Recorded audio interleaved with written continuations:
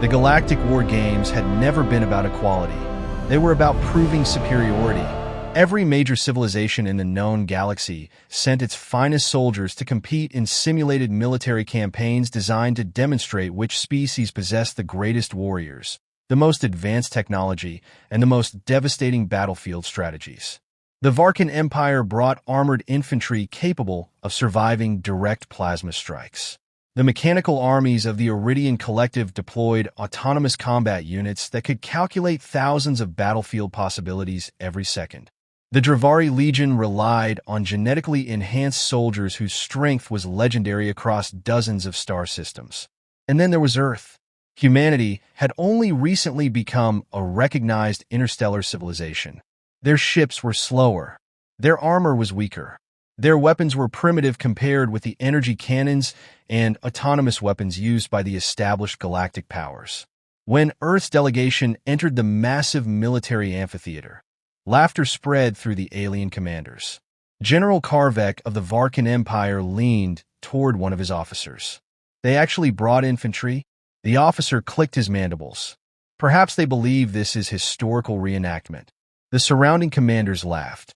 At the center of the amphitheater stood Admiral Sarek, commander of the Galactic War Games. He raised his hand. Silence returned.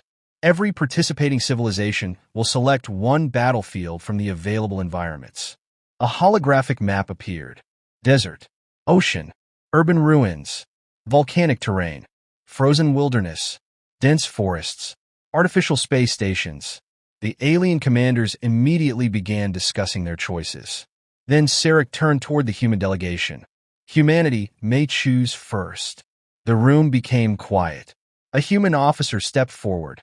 He was older than most of the other commanders. His hair was beginning to turn gray, and a thin scar ran from his left eyebrow to his cheek. His uniform carried only a handful of insignia. His name was Colonel Ethan Ward.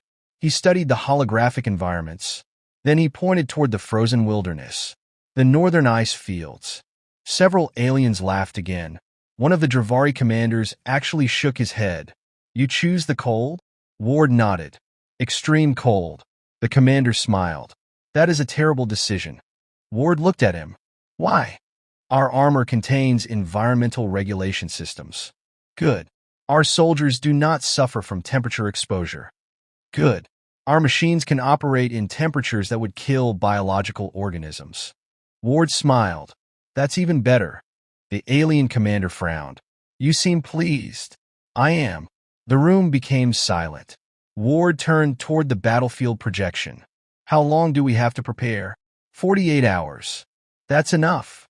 The battlefield was located on an uninhabited moon covered almost entirely by ice. The landscape was brutal. Endless white plains stretched between enormous glaciers. Mountains of frozen stone rose thousands of meters into the sky. Blizzards appeared without warning. Temperatures could drop below levels that even advanced biological armor considered dangerous. The aliens arrived with confidence. The humans arrived quietly.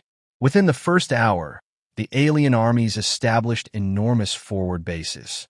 Energy barriers surrounded their camps. Drones filled the sky.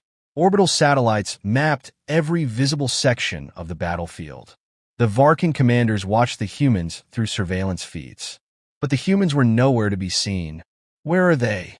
one officer asked. "Probably hiding." The commander laughed. "Then let them." The alien armies began moving toward the center of the ice fields. Thousands of soldiers marched across the frozen terrain. Their armor illuminated the snow beneath their feet. Heavy vehicles followed behind them. Drones flew overhead. Everything was visible. Everything was controlled. Everything was predictable. Then the first vehicle disappeared. It simply vanished. The vehicle commander looked down. The ice beneath them had collapsed. The machine dropped into a hidden crevasse. The soldiers around it stopped. Sensors immediately scanned the area. No enemy. The commander reported the incident. Structural failure. The army continued moving. 10 minutes later, another vehicle disappeared. Then another. Then 3 more. The alien commanders began slowing their advance. A reconnaissance drone descended. Its sensors detected something strange. Large sections of the ice were hollow. The humans had discovered a network of underground tunnels beneath the battlefield. Natural caverns, frozen channels, ancient cracks hidden beneath layers of snow. They had spent the previous 48 hours mapping them. The aliens had looked at the frozen surface. The humans had looked underneath it. Colonel Ward moved through an underground passage with 12 soldiers. Their white camouflage blended perfectly with the walls. A soldier whispered through his headset. Enemy convoy approaching. Ward checked his watch. Wait. The convoy moved above them. Heavy vehicles passed directly over the tunnel. Ward waited.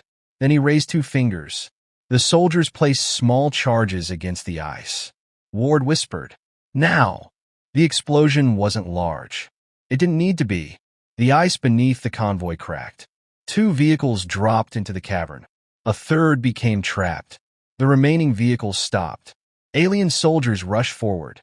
Weapons raised. The humans were gone. The alien commander stared into the broken ice. "Find them!" His soldiers searched. Nothing. Then a rifle shot echoed from somewhere in the distance. 1 alien soldier fell. Another shot. Another body. The commander turned toward the sound. Enemy contact. The soldiers fired into the darkness. The humans had already moved. Ward watched from a distant ridge. His sniper rifle rested against the ice. Beside him, Sergeant Maya Torres adjusted her scope. "They're searching the wrong valley." Ward nodded. "They always will." She smiled. "Why?" "Because they think we're fighting them." Ward looked toward the enormous alien army moving across the frozen plains. "We're not. We're fighting the battlefield." That afternoon, the temperature dropped suddenly. A massive storm formed over the mountains. The alien commanders ordered their troops to continue advancing. Their armor could handle the cold. Their machines could operate in extreme conditions.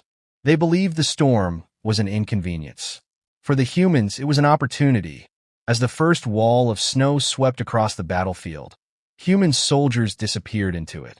The aliens activated thermal sensors. The screens filled with static. Visibility dropped. Communication signals weakened. Drones began crashing. The storm became so dense that even the alien soldiers could barely see their own units. Then a voice appeared on their communication network. "Calm.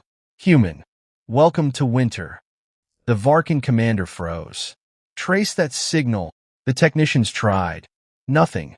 Another message came. "You should have brought warmer boots." Then the transmission disappeared. The alien army continued forward. They didn't know it yet, but they had just entered the battlefield the humans had been preparing for. The ice was no longer beneath their feet. It was around them, above them, below them, and soon it would become their enemy. The white ghosts. The blizzard lasted 11 hours. For 11 hours, the alien army struggled to maintain formation. Their advanced sensors were designed for precision. The storm destroyed precision. Their drones were designed for constant surveillance. The wind destroyed surveillance. Their communication systems were designed to coordinate armies across entire planets. The mountains blocked their signals.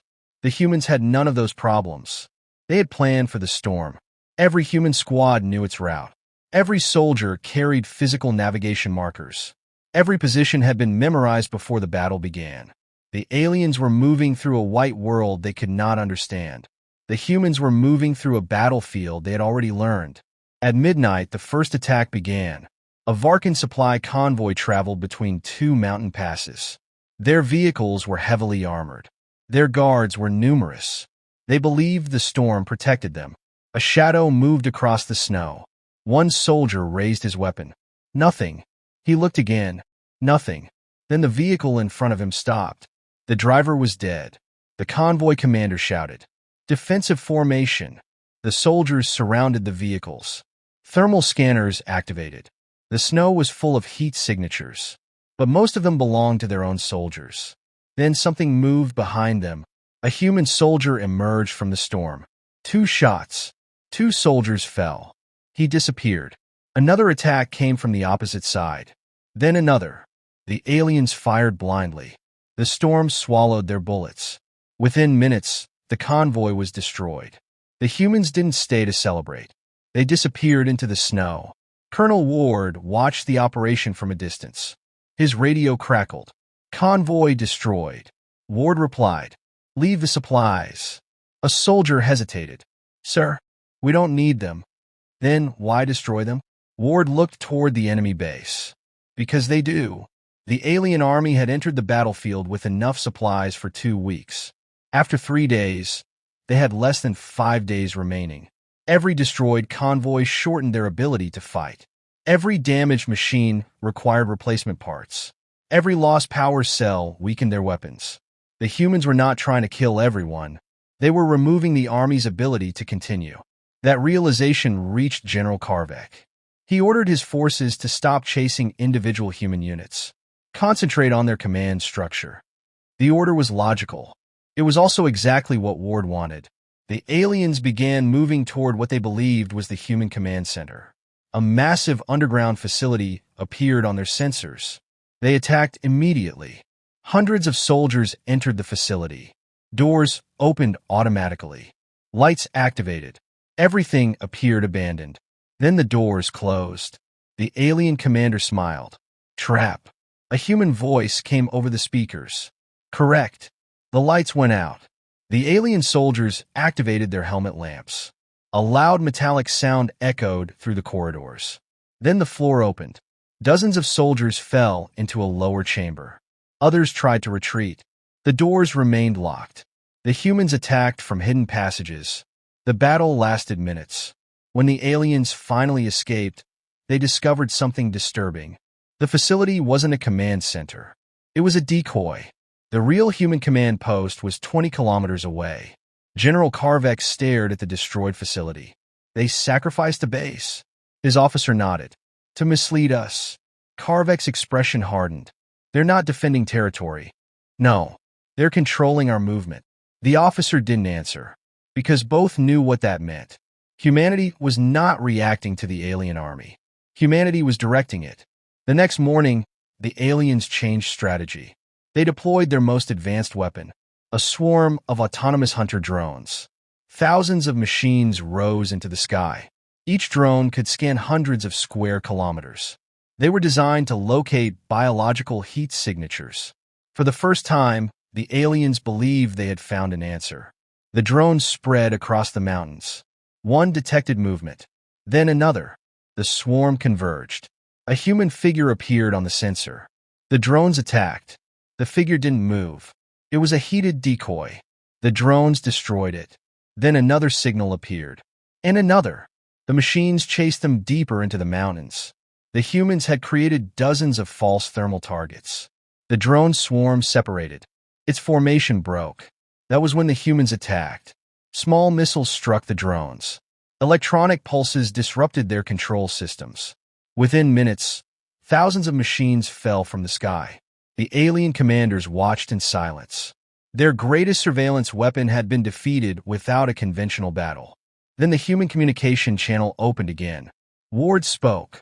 "Your machines are impressive." Karvek stared at the transmission. "Then why did you destroy them?" "Because they were looking for us." "You cannot hide forever." Ward smiled. "We don't need to." "Then what are you doing?" A pause. "Waiting."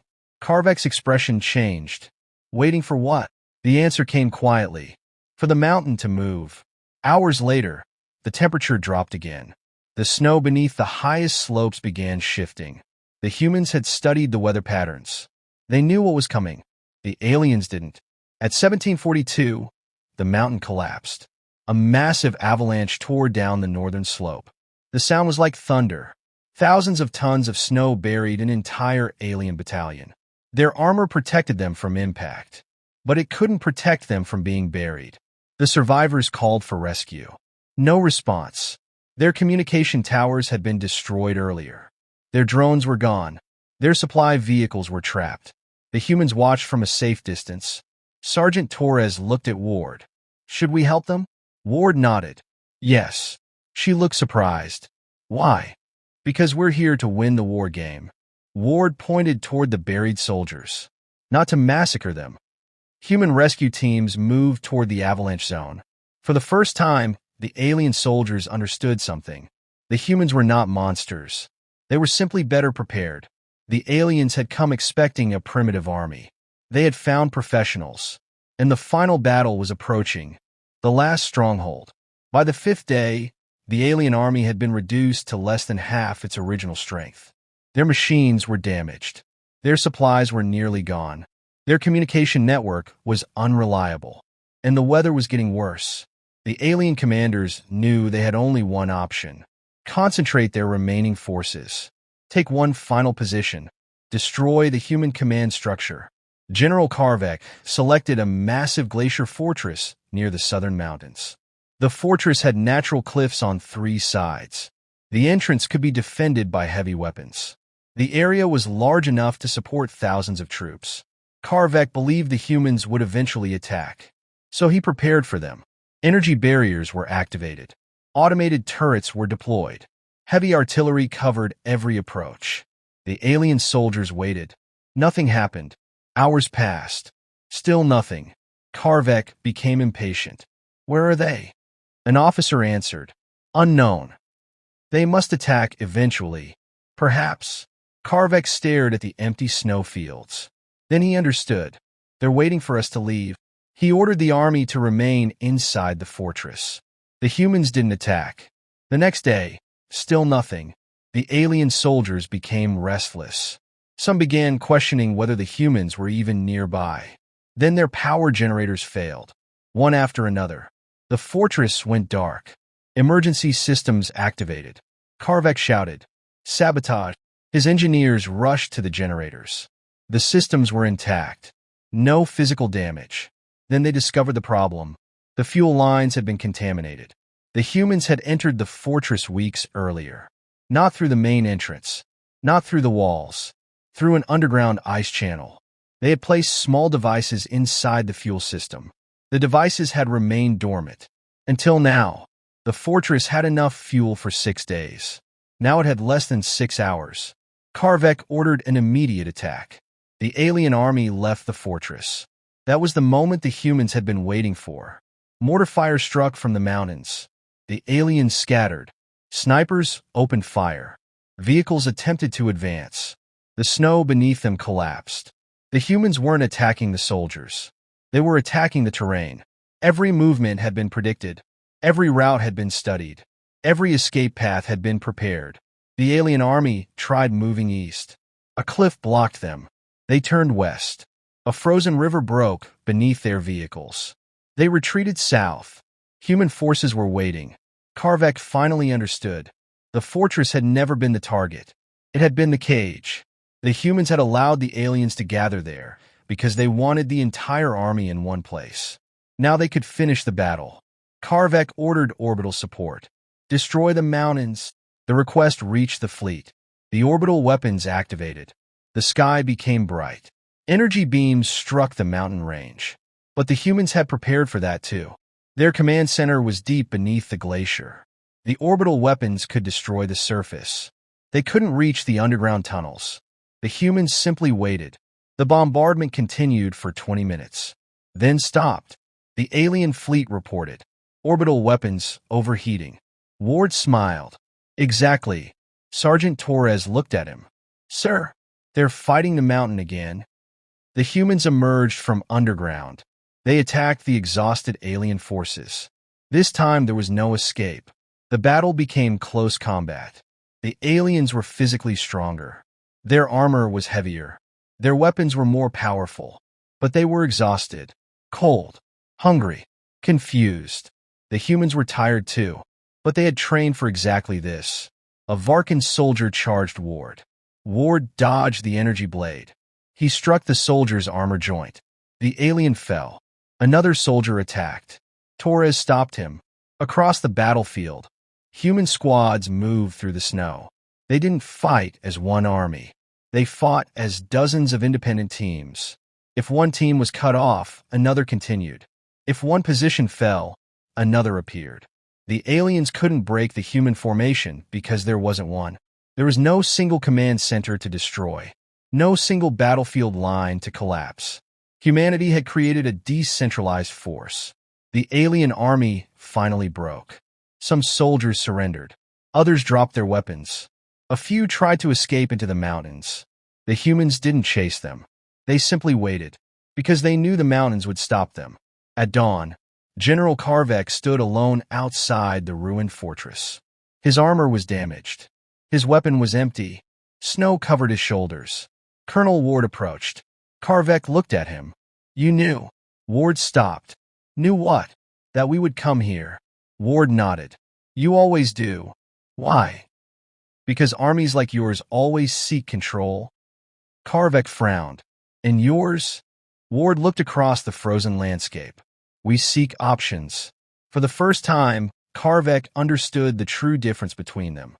His army had been built to dominate battlefields. Humanity had been built to survive them. Karvek lowered his weapon. "I surrender." Ward nodded. "Good." The Galactic War Games were almost over. But the galaxy had not yet heard the final lesson. The lesson Earth taught the galaxy. The final surrender was transmitted to every observation station in the galaxy. The War Games ended immediately. The official results were almost unbelievable. The Varkan Empire had entered the battlefield with more than 30,000 soldiers. Less than half remained operational. The Iridian Collective had lost over 70% of its autonomous machines. The Dravari Legion had abandoned its final stronghold. And humanity had achieved victory. The Galactic High Command remained silent. Nobody celebrated. Nobody laughed. The same commanders who had mocked Earth days earlier were now studying human tactics frame by frame. They examined the destroyed convoys, the false signals, the decoy targets, the underground tunnels, the avalanche, the fuel sabotage, the fortress, and finally, the surrender. One military strategist spoke. Humanity had inferior weapons. Another answered, "Yes." Smaller numbers. "Yes." Less advanced armor. "Yes." Then how did they win? The room remained silent. Colonel Ward was invited to address the High Command. He appeared on the central holographic platform. Commander Sarek looked at him. "Colonel, your forces defeated armies that possessed technology centuries ahead of yours." Ward nodded. "Yes." "How?" Ward looked at the assembled commanders. "You brought technology to the battlefield." He paused. "We brought experience." The commanders remained silent. Ward continued. "You assumed the battlefield was the place where the battle happened." He pointed toward the holographic image of the frozen moon. "We understood that the battlefield itself could become a weapon." The Ver commander spoke. "You manipulated the environment." "Yes." "You predicted our movements." "We studied your doctrine." "You sacrificed equipment." "When necessary." "You deliberately allowed us to capture positions." "Yes." "Why?" Ward smiled. "Because sometimes losing a position is useful if it makes the enemy move where you want." The alien commanders exchanged uncomfortable glances. Ward continued. "You had stronger weapons." "We knew." "You had better sensors." "We knew." "You had more soldiers." "We knew." "Then why weren't you afraid?" Ward looked directly at them. "Because none of those advantages mattered if you couldn't use them." Silence. That sentence became the most repeated quote from the entire War Games. Within months, military academies across the galaxy began teaching human tactics. Not because humanity possessed the strongest military, but because humanity had demonstrated something the older civilizations had forgotten. Technology could create advantages, but adaptability created possibilities. A weapon could fail. A sensor could break. A vehicle could be destroyed. A communication network could be disrupted. A battlefield could change. Human soldiers were trained to continue. The aliens were trained to operate within systems. Humans were trained to survive when systems failed. That difference had decided the war. Several weeks later, General Karvek requested a private meeting with Colonel Ward. They stood together overlooking the frozen mountains. Karvek stared at the peaks. "I hated this place." Ward smiled. "Most people do. You knew how to use it." Eventually, Karvek looked at him. "Would you have won if the battlefield had been a desert?" Ward thought for a moment. "Probably. A jungle? Maybe. An ocean." Ward smiled. "We'd learn." Karvek sighed. "That's what frightens me." Ward turned toward him. "What?" "You don't need to know the battlefield before entering it." Ward looked back at the mountains. "No." He paused. We just need time to study it. Carvec gave a quiet laugh. That is a dangerous species. Ward smiled. You're starting to understand. The Galactic Council eventually issued a new doctrine. No civilization was allowed to underestimate an opponent based solely on technological development. It sounded obvious, but before Earth entered the war games, nobody had considered it necessary. Humanity had changed that. The galaxy had spent centuries believing that the most advanced civilization would always dominate the battlefield. Earth had demonstrated that this wasn't true. The strongest weapon was not always the largest cannon. The most dangerous soldier was not always the strongest creature. And the most advanced army was not necessarily the hardest to defeat. Sometimes the most dangerous enemy was the one that could change. The war games had been created to demonstrate military superiority. Instead, humanity had turned them into a lesson. The alien armies had entered the frozen wilderness believing they were hunting primitive humans. They had expected Earth to fight them with outdated weapons. They expected predictable formations. They expected a conventional battle. Instead, they found an enemy that studied everything. The weather, the mountains, the ice, their own movements, their own psychology, their weaknesses, and eventually their expectations. The aliens had believed the frozen world was merely an obstacle. Humanity had understood something much simpler. An obstacle was only an obstacle if you fought against it. If you understood it, you could make it work for you. Years later, young alien officers would still study the battle of the northern ice fields. They would watch the old recordings.